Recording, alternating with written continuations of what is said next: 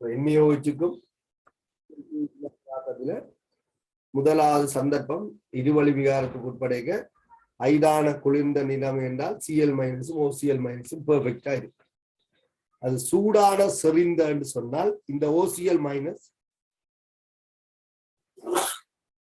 மேலும் இருவழி விகாரத்துக்கு உட்படும். சூடான செறிந்த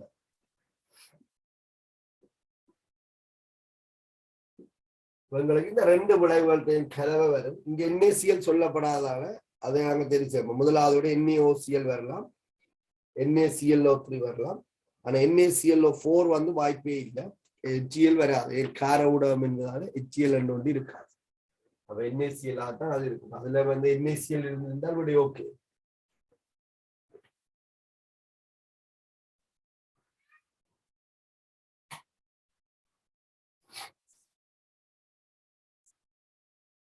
சொல்லுங்க.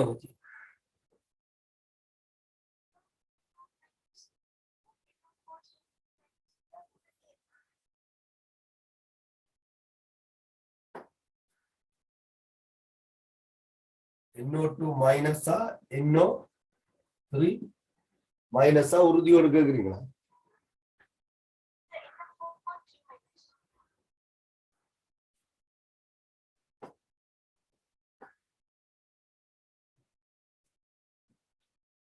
NO4 minus. இந்த வலிமையை பார்க்க வேணும் என்று சொன்னா ஒன்று நாங்கள் மூலக்கூட்டு வடிவம் பிணைப்பு நீளத்தை அல்லது கருத்துல கொள்ள வேணும். சாதாரணமாக NO4 வடிவத்தை நீங்க எடுத்துக்கொண்டால் இது வந்து சிக்மா பிணைப்புல இருக்கு. 4 சிக்மா பிணைப்புல இருக்கு. ஒரு மைனஸ், ஒரு மைனஸ், ஒரு மைனஸ், ஒரு மைனஸ். சரி, இதான் NO4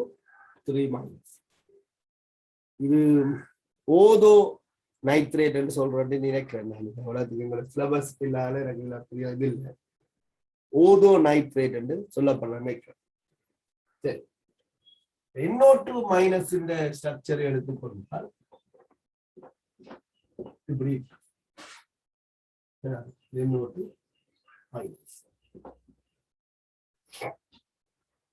சாதாரணமாக NO4 இந்த வடிவம் 4 ഇതിന്റെ கலப்பாக்கம் sp3. ഇതിന്റെ கலப்பாக்கம் வந்து sp2. NO4 ஓடு ஒப்பிடைக்குள்ள NO2- இந்த பிணைப்பு நீளம் வந்து குறைவாக இருக்கு. இந்த பிணைப்பு நீளத்தை விட இந்த பிணைப்பு நீளம் குறைவாக இருக்கு. இது sp3 கலப்பு, இது sp2 கலப்பு. பிணைப்பு நீளம் குறையும் போது பிணைப்பு வலிமை அடையும். அதே நேரத்துல இங்க வந்து அடுத்துள்ள அணுக்களுக்கு இடையில ஒத்த ஏற்றம் காணப்படுது. ஆகவே இந்த 4 ஏற்றங்களுக்கு இடையிலான தள்ளு விசை காரணமாக இந்த மூலக்கூறுண்ட உறுதி வந்து குறைவாக இருக்கலாம். இது உப்பாக இருக்கும் போது NO2- என்ற அந்நியனுக்கு NO4 விட உறுதி கூட இருக்கிறதுக்கு வாய்ப்பு இருக்கு. எனக்கு இது 100% நான் உறுதிப்படுத்த மாட்டேன். ஏன்னா இதை பற்றி முதல் ஒரு சந்தர்ப்பத்தில் பார்க்கல. இப்ப கலப்பாக்கம், வடிவம், பிணைப்பு, லூயின் கட்டமைப்புகளை வச்சு கொண்டு யோசித்தால் NO2- இந்த உறுதி NO4 இந்த உறுதியோட உயர்வாக இருக்க வேணும். என்ன நான் இது ஏற்கனவே ஒரு சந்தர்ப்பத்திலையும் பார்த்து இந்த உறுதியை நான் ஒப்பிடாதால என்னால கன்ஃபார்மா சொல்ல முடியாது. ஆனால் சாதாரணமாக நாங்கள் யோசித்தால் இவருடைய ஏற்றங்கள் வந்து அதிக அளவில் இருக்கு. கலப்பாக sp3. அப்ப இங்கே இருக்கிற பிணைப்பு நீளத்தோடு ஒப்பிடைக்கல, இங்கே இருக்கிற பிணைப்பு நீளம் குறையும். அப்ப பிணைப்பு நீளம் குறையும் போது பிணைப்பு வலிமையாக சரிதான். அப்ப அதால இங்க வந்து உறுதி உயர்வாக இருக்கலாம். தெரியாது அப்படின்னா கன்ஃபார்ம் பண்ணணும். எங்கன்னு போய்தான் தேடணும். சரியா? நீங்க எங்க பார்த்தீங்க?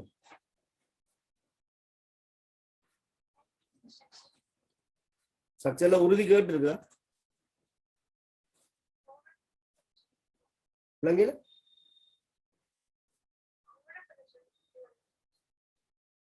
அப்படின்னு நான் பார்த்திருப்பேனே. பிணைப்பு நீளம் கேட்டிருக்கா இல்ல என்ன ஆர்டர் பண்ண சொல்லுங்க. உறுதி என்ன கேட்டிருக்கோம்? ஒட்சியேடன் கேட்டிருக்கா இல்ல பிணைப்பு நீளம் உறுதிப்படுத்துறதுக்கு வருஷம் கேட்டிருக்கா?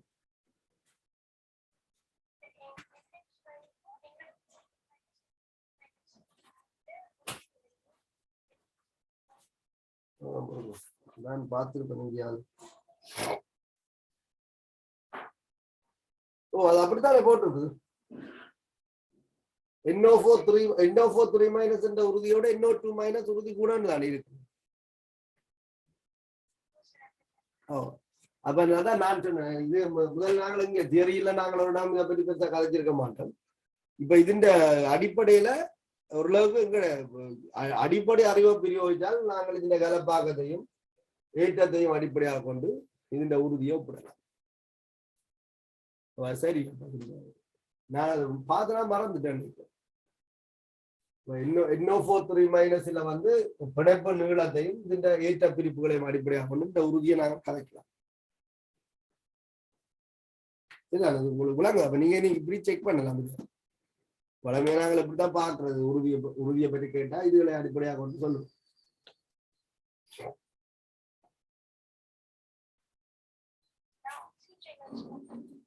ஒட்சியேட்டர் வச்சுக்கொண்டு மின்னது தன்மையை பார்க்கலாம். அல்லது உறுதி என்றது அந்த மின்னது தன்மையில மட்டும் தங்கி இருக்கல தானே. இப்ப இதுல பாருங்க, ஏற்றங்கள் எல்லாம் அதிகமா இருக்கு. அதுவும் ஒரு பிரச்சனை. மற்ற பிணைப்பு நீளம் இருந்தால் அதுல உறுதியை பாதிக்கும். அதுல NCl5 சொல்லியிருக்காங்க. NCl5 என்பது என்னைக்குமே சாத்தியம் இல்லாத ஒன்று தானே. அதுல உங்களுக்கு குழப்பம் இருக்காது. இது ரெண்டு தான் உங்களுக்கு குழப்பம். இதை விட இது கூடவா அது கூட அது குழப்பம். மற்றது இன்னொரு விஷயம் என்னன்னா, இவரை பற்றி நாங்கள் உறுதி என்றிருந்தால் அதிக சந்தர்ப்பத்தில் இவரை சந்திச்சிருப்போம். இது வந்து ஒரு முறை பிணைப்பு நீளம் காண்றதுக்கு ஒரு இடத்துல இருக்கான்னு நினைக்கிறேன். பிணைப்பு நீளத்துக்கு ஒரு MCQ பாஸ்ட் பேப்பர் MCQ ஒன்றில் பிணைப்பு நீளத்தை வருஷப்படுத்துறதுக்கு NO4 மைனஸ் ஏதோ ஒரு அந்நியன் கொடுத்துருக்காங்க. ஓதோ நைட்ரேட் அப்படி ஏதோ சொல்றேன்னு எனக்கு சரியா தெரியல. பார்த்துட்டு சொல்றேன். உறுதி அன்னோடா தரேக எங்களுடைய அறிவு கட்டின விஷயத்தை வச்சுக்கொண்டா யோசிக்கலாம். விளங்கையில என்னங்கஜி? விளங்கையில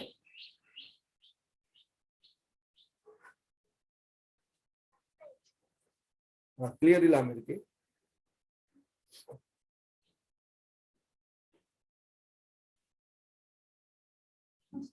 இப்போ ஓகே?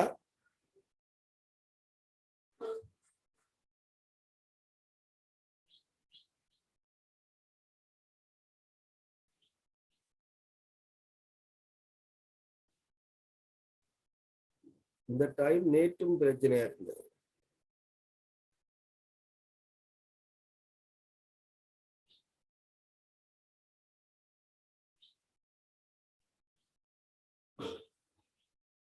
ஓகே தாங்கஜி?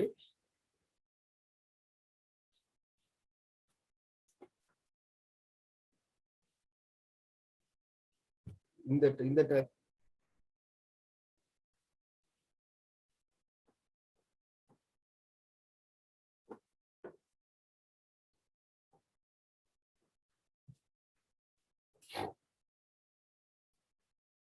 பாருங்க. பின்வருவற்றில் புரோட்ஸ்டட் அமிலங்களுக்கு இணை மூலமாக காணப்படக்கூடியவன் சொல்லியிருக்கு. இணை மூலம் இணை அமிலம், இணை மூலம் இணை அமிலம் என்பது ஒரு புரோத்தனால வேறுபடக்கூடிய, சரி, ஒரு புரோத்தனால வேறுபடக்கூடிய. அப்படிதான் தெளிவா உங்களோட அயன் ஜமனில இந்த சந்தர்ப்பத்துல சொல்லப்பட்டது. இணை மூலம் இணை அமிலம் என்பது ஒரு புரோத்தனால வேறுபடும். நாங்கள் ஜென்ரலா தியரியில இந்த ரெண்டையும் உதாரணமாக எடுத்துக்கொள்வோம். NH3 அசெட்டிக் அமிலத்தையும் எடுத்துக்கொண்டால் உங்களுக்கு அந்த குழப்பம் வராது. இது ஒரு அமிலம், அது புரோன்ஸ்டட் அமிலம், இது ஒரு புரோன்ஸ்டட் மூலம். இது புரோத்தனை வழங்குது, இது புரோத்தனை ஏற்றுக்கொள்ளுது. இது வழங்குவதன் மூலம் CH3COO- ஒரு மூலம். இதை நாங்கள் இணை மூலமாக அடையாளப்படுத்தும். யாருடைய? அசெட்டிக் அமிலத்தின் இணை மூலம் சொல்றோம். அசெட்டிக் அமிலத்தின் இணை மூலம்.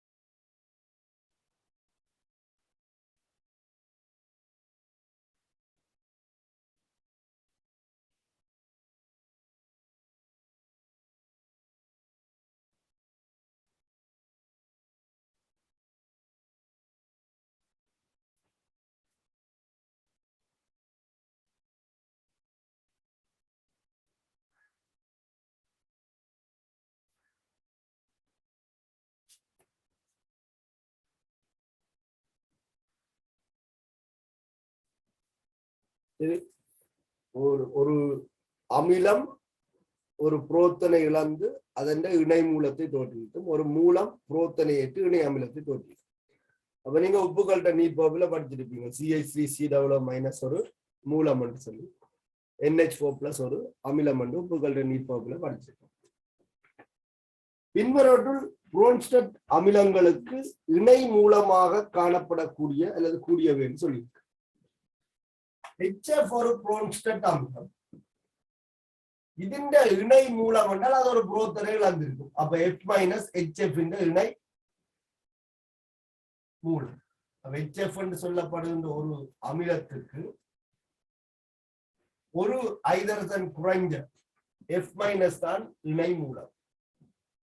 இணை மூலம் ஒரு ஹைட்ரஜனால் ஒரு புரோத்தனால இணை அமிலமும் இணை மூலமும் வேறுபடுவதாக தெளிவாக சொல்லப்பட்டிருக்கு. HF என்ற அமிலத்துக்கு F- என்பது இணை மூலம். அப்ப பின்னொரு புரோன்ஸ்டட் அமிலங்களுக்கு இணை மூலமாக காணப்படக்கூடிய HF ஒரு இணை மூலம் இல்லை. ஆகவே முதலாவது விட பொருத்தப்பாடில்லை. அதுல B வந்து NH என்று போடப்பட்டிருக்கு. அதுல ஏதாவது பிரிண்டிங் மிஸ்டேக் இருக்கோ எனக்கு தெரியல. ஒருவேளை NH3 என்று எடுத்தா கூட இது ஒரு மூலம். அப்ப இதற்கு நாங்கள் இணை அமிலம் இணை மூலம் கதைக்கிறது அவ்வளவு பொருத்தப்பாடில்லை. ஆனால் C-ஆக குறிப்பிடப்பட்டிருக்க HSO4-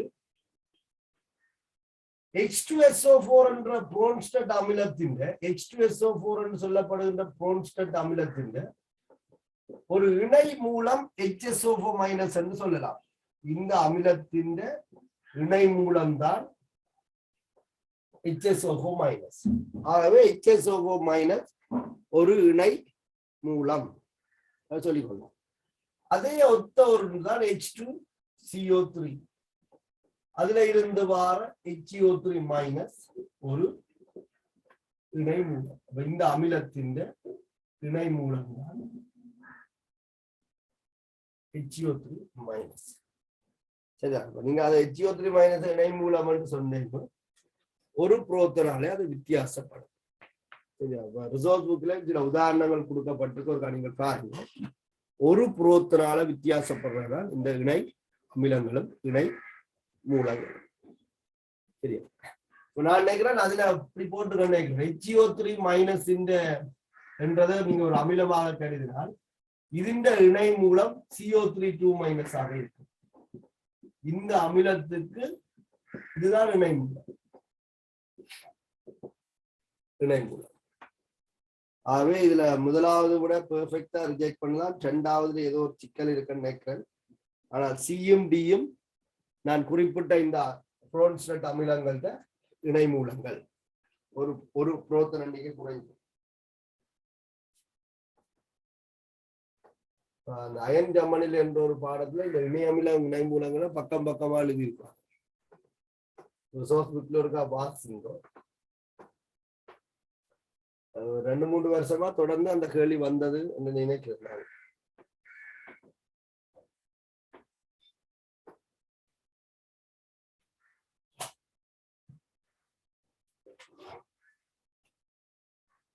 அடுத்த ரசாயன தாக்கம் பல படிகளூடாக நடைபெறலாம். முதலாம் வரிசை தாக்கம் ஒன்று பற்றிய பின்வரும் கூற்றுக்களில் எது மிக பொருத்தமானது என்று சொல்லியிருக்கிறோம். முதலாம் வரிசை தாக்கம், பூஜ்ய வரிசை தாக்கம் இவற்றின் அரைவாழ்வு காலம் சம்பந்தமாக நீங்கள் படிச்சிருக்கீங்க. அரைவாழ்வு காலம் பற்றி நீங்கள் படிக்கும் போது ஒரு முதலாம் வருஷ தாக்கத்தின் செறிவுக்கும் நேரத்துக்குமான வரைவு, முதலாம் வருஷ தாக்கத்தின் செறிவுக்கும் நேரத்துக்குமான வரைவு ஒரு செங்கோண அதிபர வளையாக இருப்பதை நீங்கள் உணரலாம். இதனுடைய தொடக்க சரிவு C ஆக இருந்தால் இதை C/2 என்று எடுத்து, இதை C/4 என்று எடுத்து, இது C/8 என்று எடுத்தார். சம ஆயிடையில நீங்கள் நேரங்களையும் குறித்துக் கொண்டார்.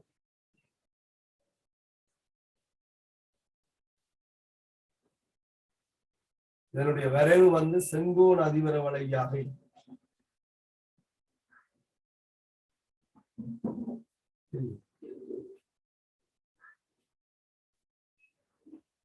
அதாவது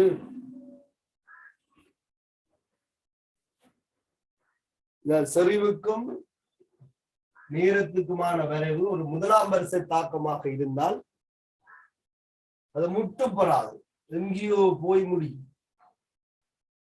அது ஆரம்ப செறிவு C-ஆக இருந்து C/2 வார கிடக்கிற நேரம் T1, ஆரம்ப சரிவு C/2 இருந்து அதிന്റെ அரைவாசி C/4 வார கிடக்கிற நேரம் T2, ஆரம்ப சரிவு C/4 அதிന്റെ அரைவாசியா வார கிடக்கிற நேரம் T3 என்று எடுத்துக் கொண்டார்.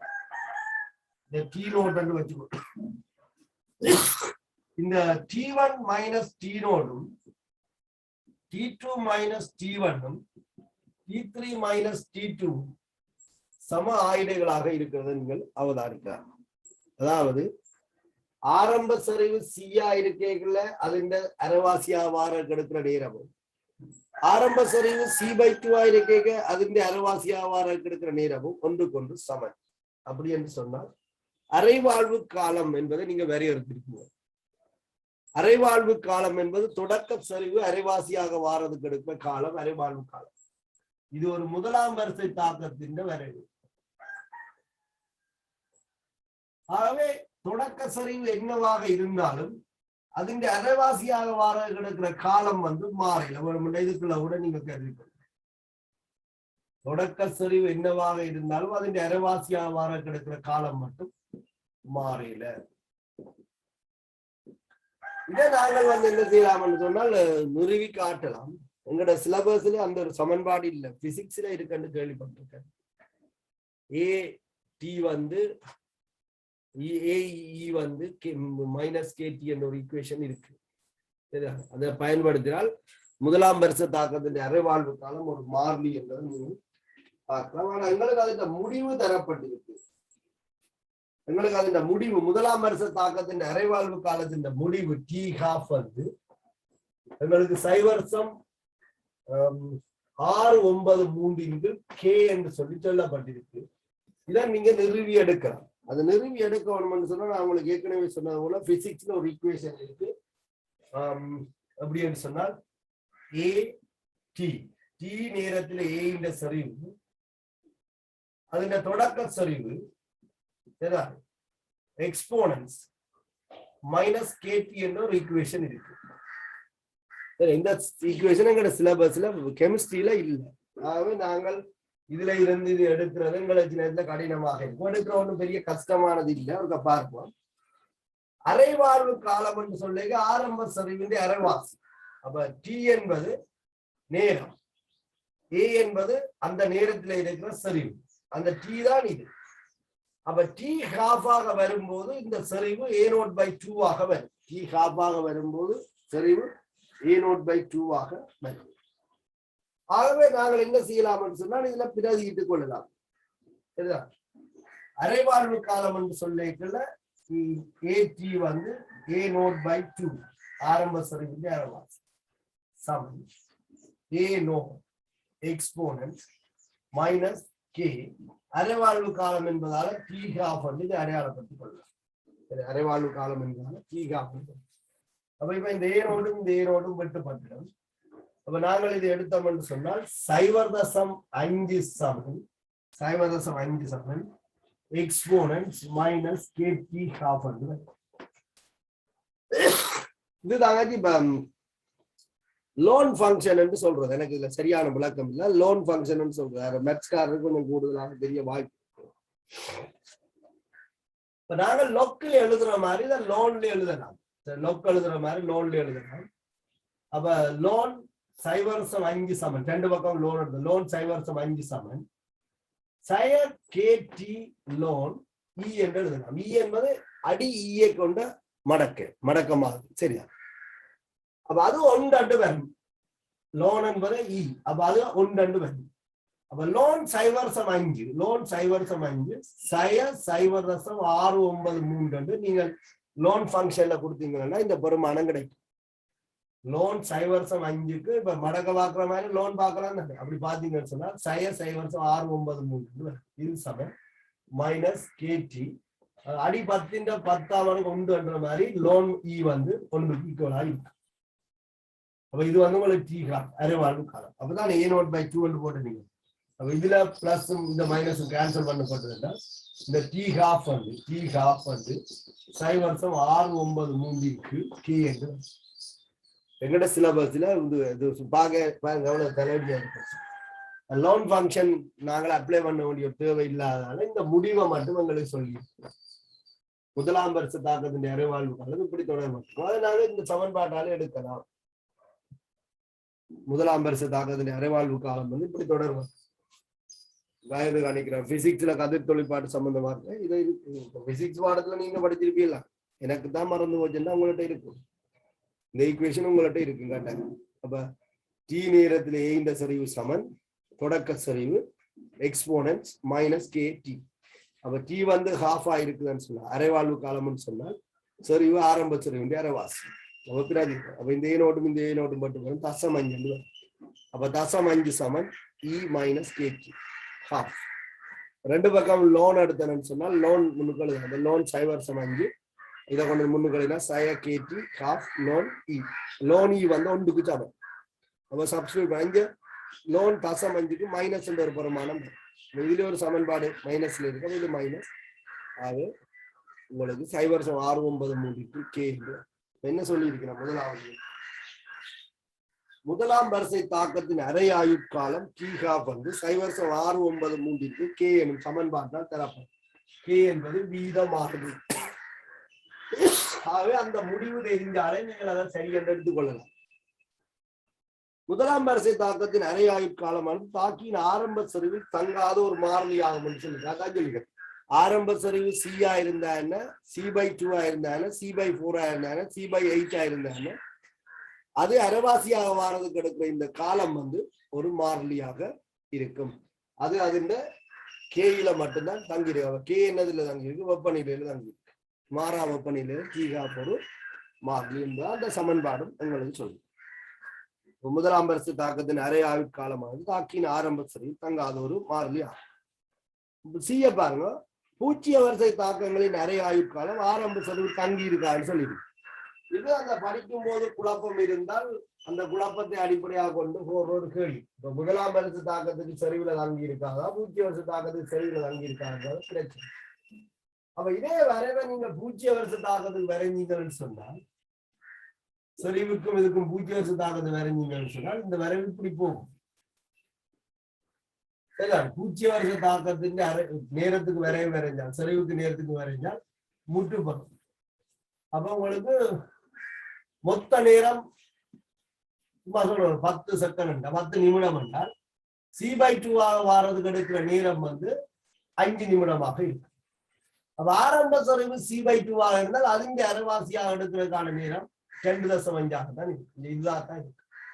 ஆரம்ப சரிவு C/2 என்றால் அது அரைவாசியாக வார எடுக்கிற நேரம் என்ன?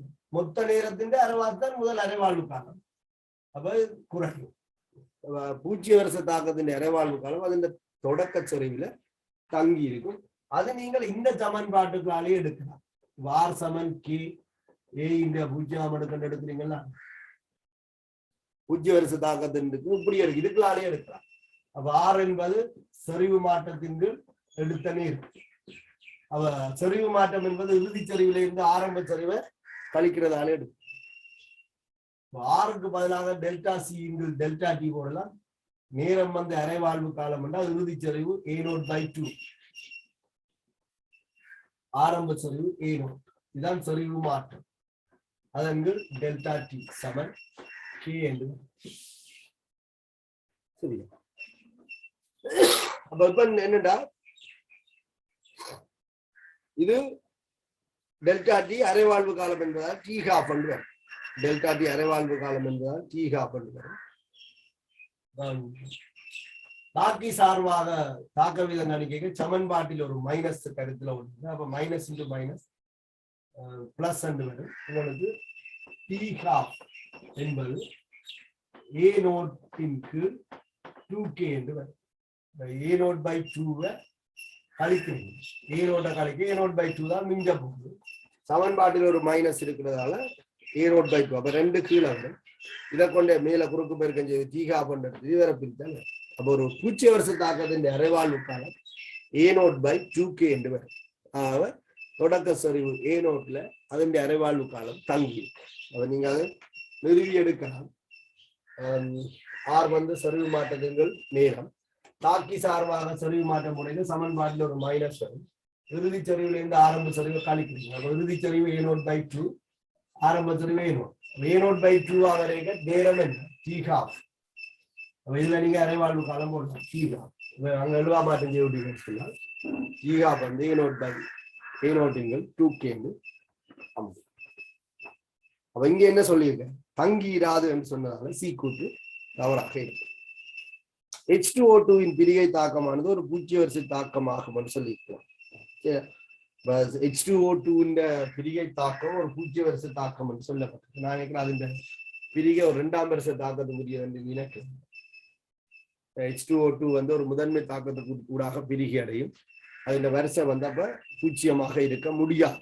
சரி, H2O2 பிரிகை ஒரு சந்தர்ப்பத்திலேயும் பூஜ்ஜியமாக இருக்க முடியாது என்றால் அது ஒரு முதன்மை தாக்கத்துக்கு கூடாகத்தான் பிரிகை அடையுது என்று நினைக்கிறேன். சரியா, அது ஞாபகம் இல்லை. முதன்மை தாக்கத்துக்கு கூடாகத்தான் அது பிரிகை அடைய போகுது. அப்ப பூஜ்ஜியம் என்று சொல்றது அவ்வளவு பொருத்தமான இல்லை.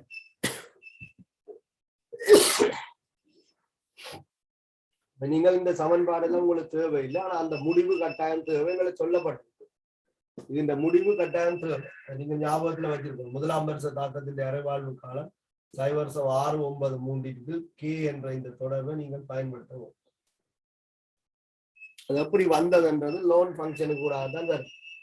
நீங்க கால்குலேட்டர்லாம் லோன் ஃபங்க்ஷன் அடிச்சு தசமஞ்சுக்கு பாத்தீங்கன்னா உங்களுக்கு அந்த பெருமானம்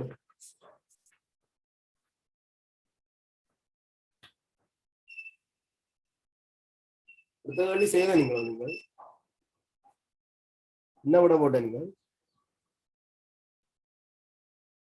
36 இலங்கையில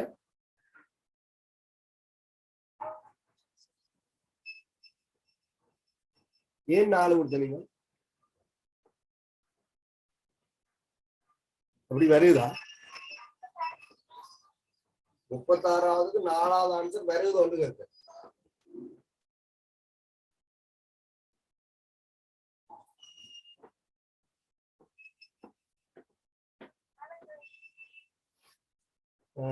அங்கால மெட்டவாக்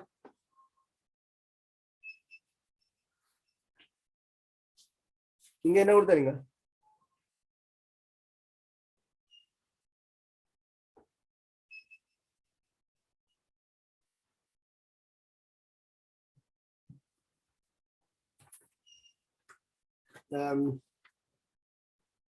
முப்பத்தாறாவதுக்கு 4வது ஆன்சர்ன்றது ஒரு கவனிக்கிறோம்.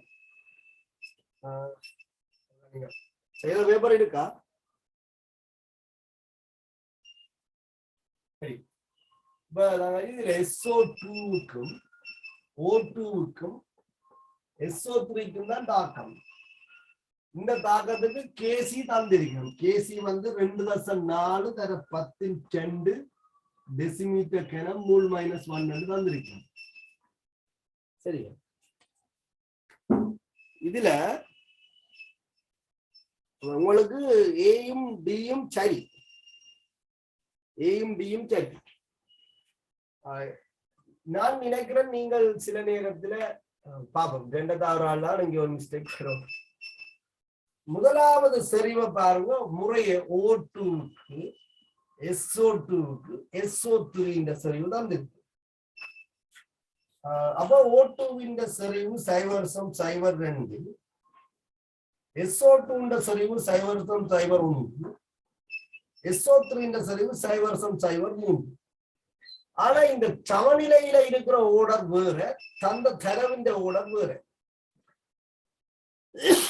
இதை கருத்துல கொள்ளாமல் விட்டால் நீங்கள் சொல்ற விட சாத்தியப்படும் நினைக்கிறேன் ஸ்கீமும் 4 தான்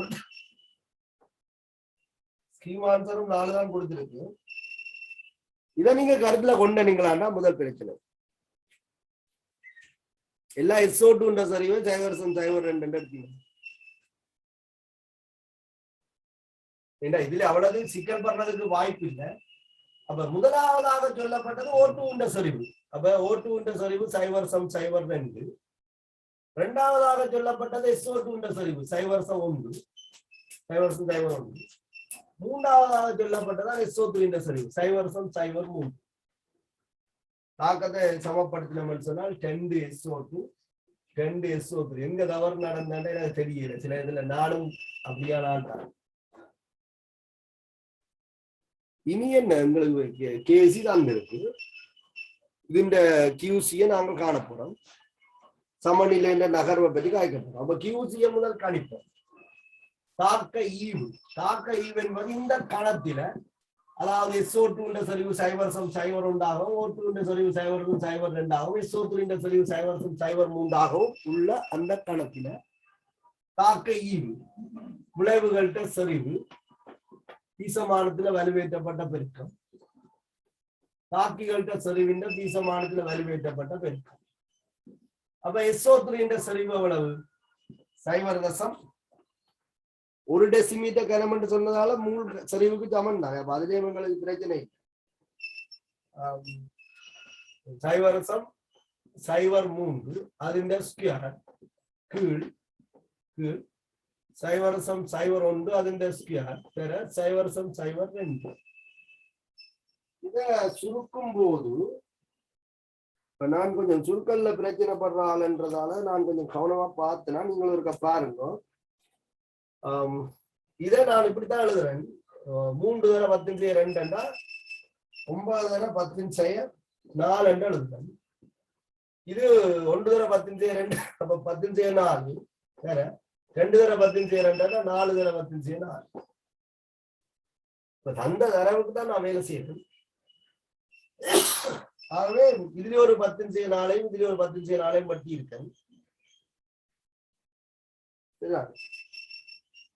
இது சாரி இதை நான் இப்படி பெருக்கி இருக்க கூடாது இது ஸ்கொயர் இல்ல தானே அதாப்ப 2 தடவை 10/2 இருக்கும் உங்களுக்கு 9/2 மேலே அது 102 வரும் அப்ப 4.5 தடவை 102 450 வரப்போகுது கியூசி நான் நினைக்கிறேன் எங்கேயோ ஒரு தவறு நடந்துட்டு நினைக்கிறேன் கியூசி சில இடத்துல அவர்கள் இதை கவனிக்காம விட்டுட்டீங்கன்னு தெரியா அப்ப அதான் நான் உங்களை கேட்டேன் முதலாவது சரிவு SO2 அப்ப அவர்கள் 0.02 இதுக்கு போட்டிருப்பாரு இரண்டாவது சரிவு O2 அப்ப அது 0.02 இதுல போட்டிருக்கேன் மூன்றாவது சரிவு SO3 அப்ப ஸ்கொயர்டால வித்தியாசப்பட வாய்ப்பு இருக்கு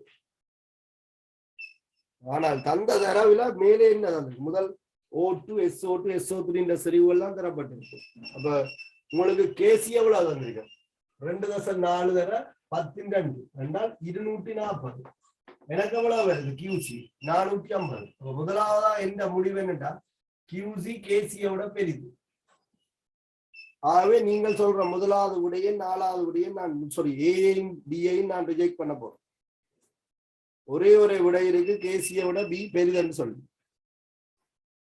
பி எனக்கு வார விட வந்து பி தெரிவு பி கியூசி 450 கேசி 240 சமநிலை பின்னோக்கி நகரம் சொல்லி என்ன சொல்லிக்க தொகுதி தொடக்கத்திலிருந்து சமநிலை அடையும் வரை தாக்கியல் விளைவுகளுக்கு யாது நடைபெறும் இப்ப நான் உங்களுக்கு அடிக்கடி சொல்றேன் இதை நீங்க இப்படி எடுத்துக்கணும் இது கியூசி இது கேசி இதுல யார் மாறும் யார் மாறாது கேசி மாறாது கியூசி மாறும் ஒரு நிலையில கேசியும் கியூசியும் சமனா வரும் அதான் சமணி அப்படின்னா கியூசி குறைய வரும் கியூசி குறைய வேணும் என்றால் விளைவின் சரிவு குறைய வேணும் தாக்கின்ற சரிவு கூடும் இப்ப சமநிலை பின்னோக்கி நகரம் SO3 சரிவு குறையும் SO2 சரிவும் O2 சரிவும் கூடும் அப்ப என்ன சொல்லி இருக்கணும், பின்னோக்கி நகர்ந்து SO2 கூடும் என்று சொல்லி இருக்கணும். எந்த கணித்தலின் படி B மட்டும்தான் இதுக்கு சரியாக அமையும்.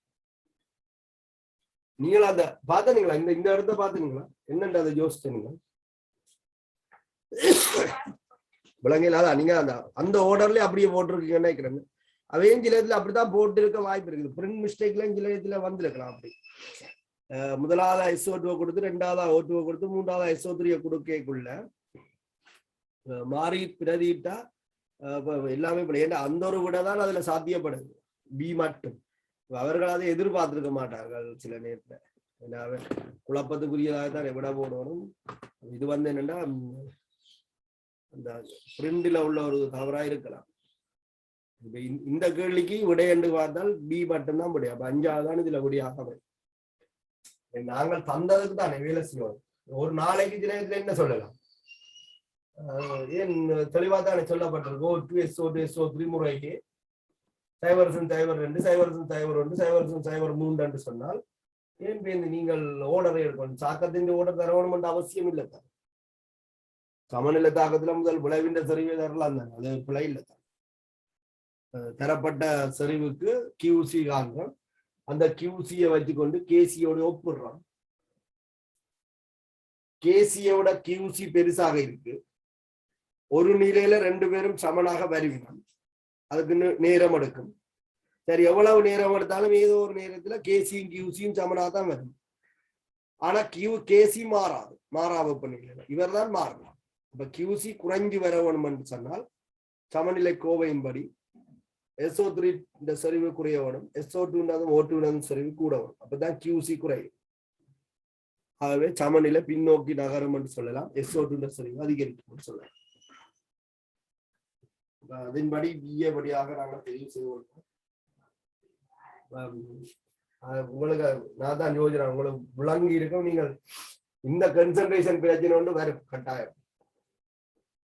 நானும் இந்த விடையை பார்த்துட்டு நானும் கொஞ்சம் யோசிச்சு நான் தானே இன்னும் ஒரு விட வருது, வேறு ஒரு இடையில குழப்பையில இருந்து தான் நான் அந்த தரவை பார்த்து நான் விளங்கியிருக்கேன். இதுதான் அந்த பிரச்சனை நடக்குது.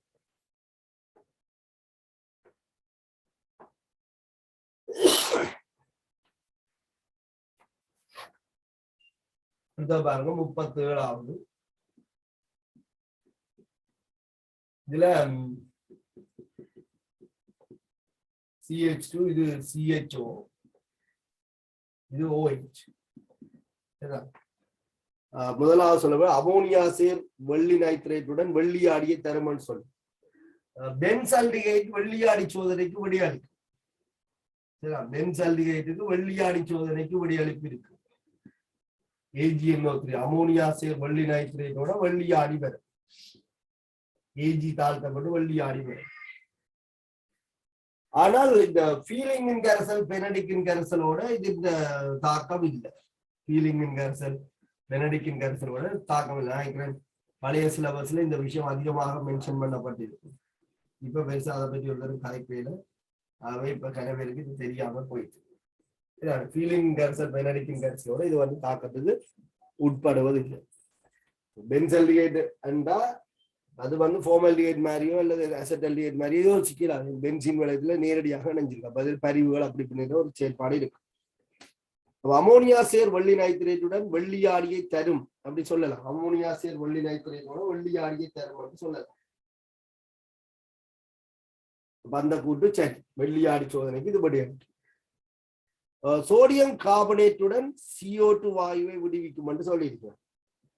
சோடியம் கார்பனேட்டோட CO2வை தர வேணும் என்று சொன்னால் இந்த ஃபீனால் கூட்டத்திலே இருக்கிற OH இந்த அமில வலிமை H2CO3 அதிகரிக்க வேண்டும். அது ஒரு NO2 கூட்டம் பிரதியிடப்பட்டிருந்தால் சாத்தியம் என்று நான் நினைக்கிறேன். NO2 கூட்டம் மெட்டா தானத்தில் இருந்தாலும் ஒரு NO2 கூட்டம் இருந்தால் நைட்ரோஃபினோலின் அமில இயல்பு H2CO3 கூட. ஆகவே சோடியம் கார்பனேட்டோட தரும். ஆனா இதுல இருக்கிறது ஒரு CHO கூட்டம். ஏவலகற்றும் கூட்டமாக இருந்தாலும் அவ்வளவுக்கு வலிமையான ஏவலகற்றும் கூட்டம் இல்லை. ஆகவே சோடியம் கார்பனேட்டோட இதுக்கு CO2 வாயு வரும் என்பதற்கான வாய்ப்பு இல்லை. சரிதானே? என்றால் இது நாங்கள் ஒப்பிடாத ஒரு சந்தர்ப்பம். அப்படி என்றால் என்ன செய்ய வேண்டும் என்று சொன்னால் ஒவ்வொரு ஏவலாட்டு கூட்டத்தையும் பிரதிட்டு H2CO அமில வலிமையோடு ஒப்பிடவும். ஆனா நாங்கள் ஜென்ரலா NO2 கூட்டத்தை அடிப்படையாக கொண்டு இந்த விஷயத்தை ஒப்பிட்டு இருக்கனால அங்க கிளியர் ஆயிருக்கும். இது எங்களுக்கு தெளிவின்மையாத்தான் இருக்கும். சரி, அப்ப CHO கூட்டம் ஒரு ஏவலாட்டு கூட்டமாக இருக்கு. சில இதுல இதுவும் ஏவலாட்டு கூட்டம். ஆகவே அமில வலிமை அதிகரிக்க மாட்டா, எவ்வளவுத்துக்கு அதிகரிக்கும், இது இதோட தாக்குவதற்கு போதுமான பலகளுக்கு இந்த விட இல்லை எங்களுக்கு. சரி, அப்ப பொதுவாக இந்த ஆல்டிஹைட் இருக்கைகள்ல இந்த ஃபீனோல் வந்து சோடியம் கார்பனேட்டோட தாக்காது. மற்ற ஆல்டிஹைடும் சோடியம் கார்பனேட்டோட தாக்க வாய்ப்பு இல்லை தானே. அப்ப இந்த ஒரு சந்தர்ப்பத்திலேயே CO2 வாயு எதிர்பார்க்கலாம். ஃபீலிங்கின் கரைசலுடன் செங்கட்டி சிவப்பு நிறத்தை தரும் என்று சொல்லி இருக்கிறேன். ஃபீலிங்கின் கரைசலோட செங்கட்டி சிவப்பு நிறத்தை தரும் என்று சொன்னால் சாதாரணமாக ஆல்டிஹைட்டுகள் ஃபீலிங்கின் கரைசலோட செங்கட்டி சிவப்பு நிறத்தை தரும். ஆல்டிஹைட்டுகள் மேலும் ஒட்சியேற்றப்பட ஃபீலிங்கின் கரைசல் வந்து தாழ்த்தப்படும். ஃபீலிங்கின் கரைசல் என்பது கார ஊடகத்துல Cu2+ கொண்ட கரைசலை தான் ஃபீலிங்கின் கரைசல் என்று சொல்றோம். அப்ப இந்த Cu2+ அயன்கள் Cu+ ஆக தாழ்த்தப்பட ஆல்டிஹைட் வந்து கார்பாக்சிலிக் அமில உப்பாக ஒட்சியேற்றப்படும். அப்ப Cu+ கார ஊடகத்தில் உள்ள O2- சேர்ந்து Cu2 செங்கட்டி சிவப்பு நிறமாக வந்து செங்கட்டி சிவப்பு நிறத்துக்கு இதுதான் காரணம். அப்ப இந்த பென்ஸ் ஆல்டிஹைட் என்ன செய்யுதுன்னு சொன்னால் ஏனைய ஆல்டிஹைட்டுகள்ல இருந்து வித்தியாசப்படுது. காரணம் வளையத்தின் பரிவு. அப்ப இது பழைய சிலபஸ் எல்லாம் அதிகம் முக்கியத்துவப்படுத்தப்பட்டு படிப்பிக்கப்படுற ஒரு சாப்டர். அதெல்லாம் நீங்க பாத்தீங்கன்னா விளங்கும். இப்ப அநேகமா அது சந்தர்ப்பம் குறைவு. அதுகளை பற்றி கதைக்கின்ற அதில பற்றி ஒன்றுமே கதைக்கலன்னு நினைக்கிறேன். ஆனாலும் தெரிஞ்சு வச்சுட்டு தான் வேணும். ஃபீலிங்கின் கரைசலுடன் செங்கட்டி சிவப்புறத்தை தருமன்றது பொருத்தப்பாடற்றது. Br2 நீர்க்கரசல் நிறத்தை நீக்கும் என்று சொல்லியிருக்கு. இதுல வந்து அல்கீன் இருக்கு. ஆனா அதுக்கு இந்த பைப்பு வளையத்துல இருக்கிற பைப்பிணைப்போட இடைத்தாக்கம் இருக்கு. பரிவின் காரணமாக இந்த பைப்பிணைப்பு வந்து வலிமை அடையும். ஆகவே Br2 aqueous நிறத்தை இந்த அல்கீன் வந்து நீக்காது. இப்ப சாதாரணமாக வேறு ஏதாவது ஒரு சந்தர்ப்பத்துல வருமாக இருந்தா அது நீக்கும். நிரம்பாம சோதனையில படித்திருக்கீங்க. Br2 செங்கவில நிறம் நீங்கிறது, Br2 CCl4 செங்கவில நீங்கிறது, வேறு நிரம்பாம சோதனை பொருள் எல்லாம் படித்திருக்கீங்க. இது வளையத்தோடு இணைக்கப்பட்டிருக்கிறதால இதுக்கு உறுதி கூட. இந்த பைப்பிணைப்பு இங்கே இருக்கிற பைப்பிணைப்போட ஒப்படைகள்ல வலிமையானதாக இருக்கும், பரிவுக்குட்படும். ஆகவே அது வந்து இந்த Br2 நீர்க்கரசல் நீக்காது. என்ன பொறுத்தவரையில இதுக்கு நான் முதலாவதுதான் தெரிவு செய்து கொள்றேன். ஏனைய விடைக்கு எனக்கு சரியா நான் சொன்ன மாதிரி தான் BCD வந்து ஏற்றுக்கொள்ள இயலாது. ஆகவே 5வது தான் இதுக்கு கொடுக்கலாம். 37வது 5வது தான் கொடுக்கலாம். 5 தான் கொடுத்துருக்கேன் நினைக்கிறேன். அதுல நான் சொன்ன மாதிரி இந்த ஏவலாட்டும் கூட்டம் வந்து எவ்வளவு தூரத்துக்கு இந்த அமில வலிமை அதிகரித்து கார்பனேட்டோட தாக்கமுடைய செய்வதற்கு எங்கள்கிட்ட சரியான தகவல் இல்லை. அப்ப அதை நாங்கள் தவறுன்னு தான் எடுத்துக்கணும். ஆனா இது NO2 கூட்டம் இருந்திருந்தால் அது சரி. NO2 கூட்டம் இருந்திருந்தால் அந்த தாக்கத்தை நாங்கள் சரி என்று எடுத்துக்கொள்ளலாம். சொல்லுவாங்க.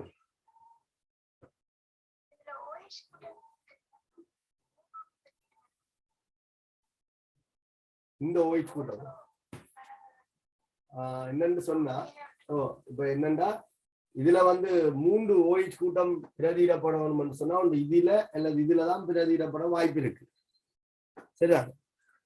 அது இப்ப சாதாரணமாக ஒரு ஃபீனோல் அல்லது ஒரு ஏவும் கூட்டம் பிரதியிடப்பட்டிருக்க ஒரு சந்தர்ப்பத்துக்கும் ஒரு ஏவலாற்றும் கூட்டம் இருக்கு, மற்ற இதுல ஒரு அல்கீன் இருக்கு.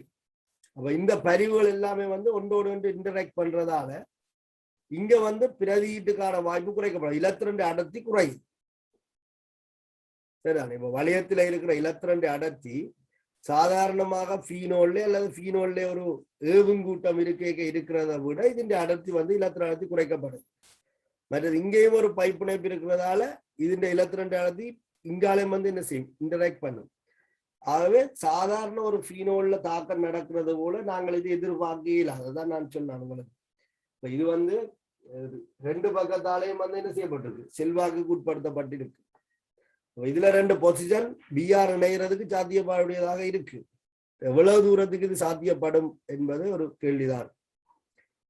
சரி, அப்ப இதுல தெளிவா என்னால சொல்லலான்னு சொன்னேன். அதான் பிரச்சனை. இது வந்து ஒரு ரெட்ட பிணைப்பு.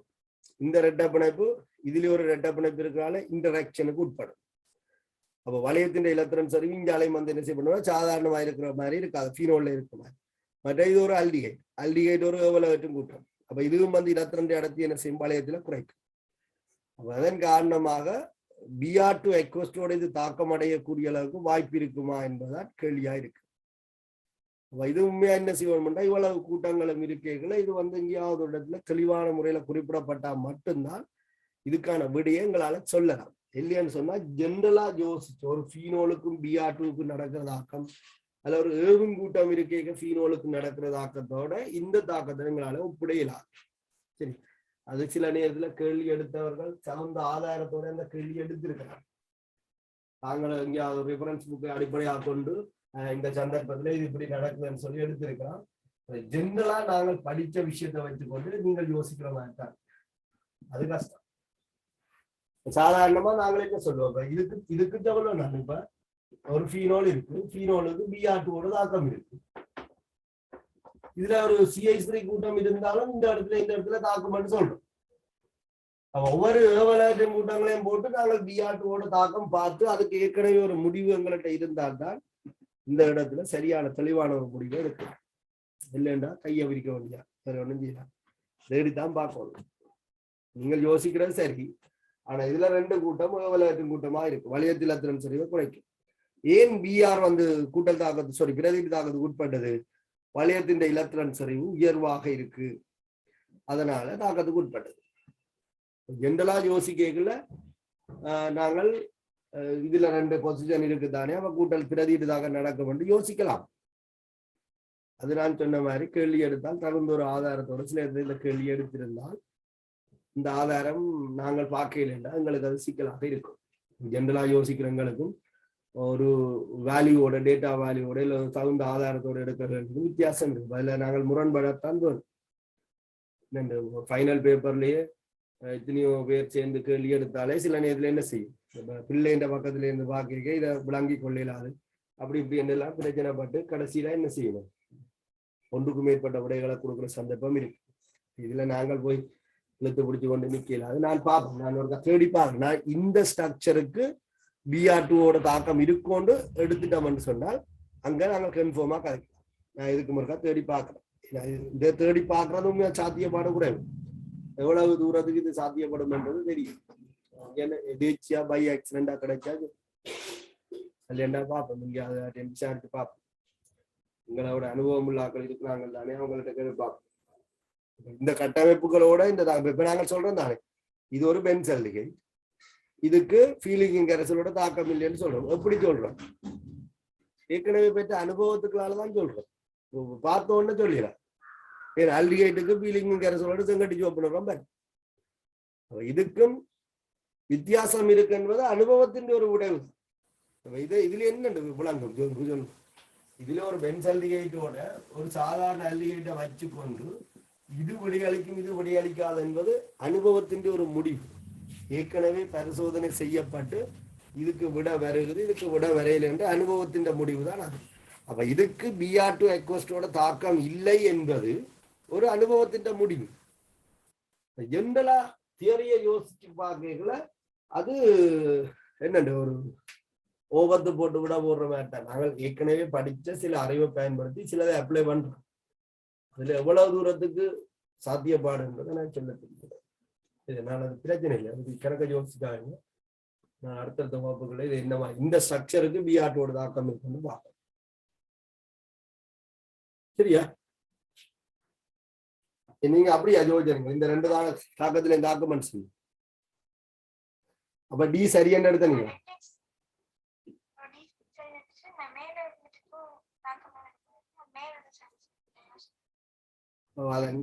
இதா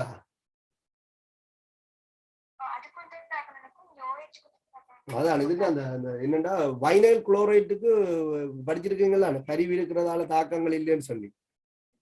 அந்த மாதிரி இதுல ஒரு பைப்பிணைப்பு இருக்கிறதால இந்த பரிவின் இன்டராக்ஷன் வந்து பிரச்சனையா தான் இருக்கு. சரிதாங்க? ஓகே, நாங்கள் இந்த மிச்சத்தை அடுத்த பார்ப்போமே. நீங்க பார்த்து கொள்ளுங்க, நான் விசாரிக்கிறேன், கேட்டுப்பா. இல்லைன்னா கேள்வி யார் கேள்வி எடுத்தாண்டு இல்லையா இல்லைன்னா கேட்டு பார்க்கலாம். சரியா